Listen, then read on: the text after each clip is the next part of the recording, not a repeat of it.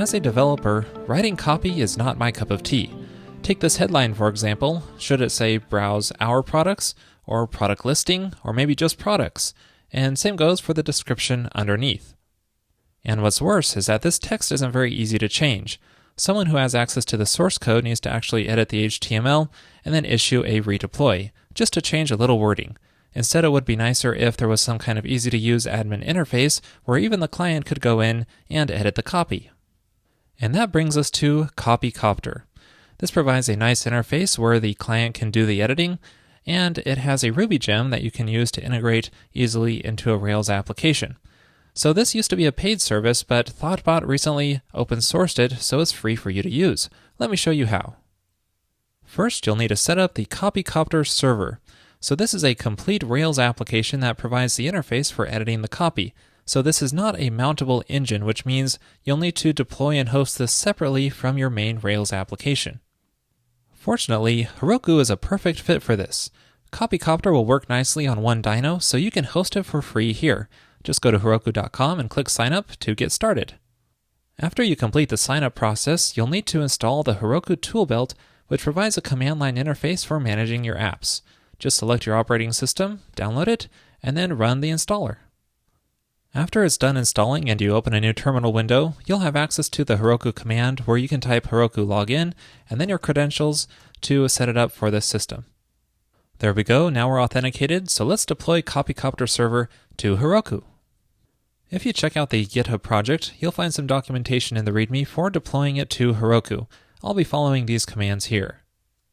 First, I'll clone the project onto my local machine here, and then change into that directory.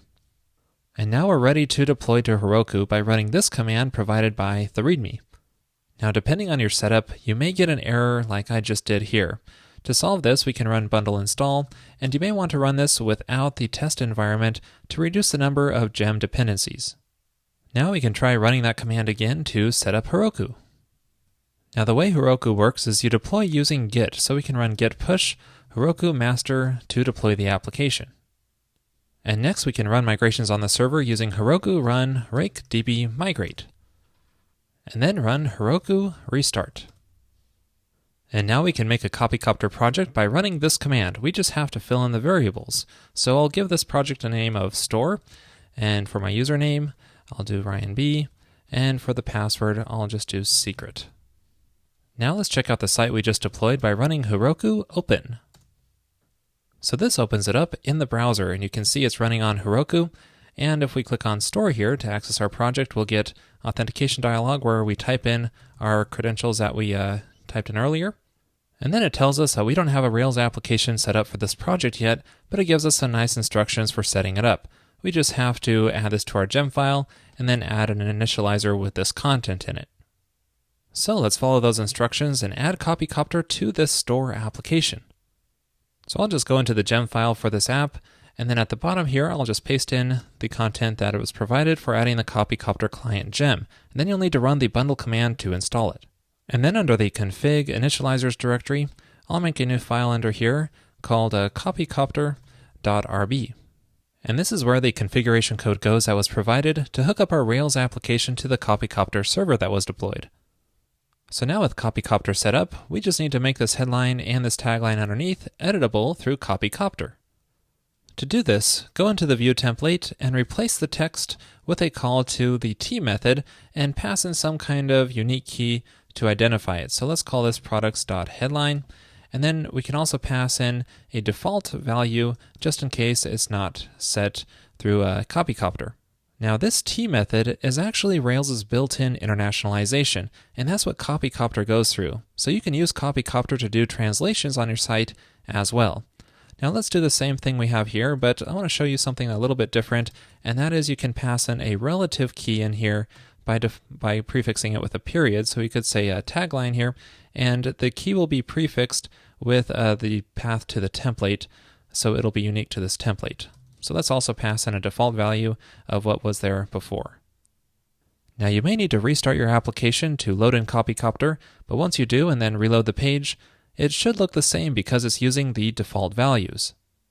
But now when we visit our Copycopter project again, we get a search dialog where we can search for a key. So let's type in headline.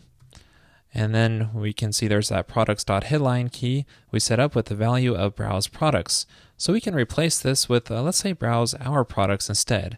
Now you have the option to either make it a draft or publish it. So publishing it will make it visible in the production environment. A draft will not. So we can just make it a draft. So let's save the blurb. And since we're running in development, I'll just reload this page here. And there it says browse our products instead of browse products. It works.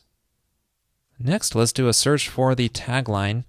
And there's our tagline translation that we added. And notice that it's prefixed with products.index because we started it with a period in our Rails application. And also, I want to point out that you can make different things bold or italic. And you can also change the locale here if you want to choose a different language to translate it into. So this is really neat. It's a nice little way to edit your copy for your Rails app. Now, one Copycopter server can manage multiple projects, so if you have another site, you can just add it as a separate project to Copycopter by running this command again and just changing the values. Well, that's it for this episode on Copycopter. So if you're tired of editing your copy and having to redeploy each time, give it a try. In the Pro episode this week, I continue our look into deployment and show you how to make Capistrano recipes to help manage your server setup. This way you can deploy a server completely from scratch in just a few commands.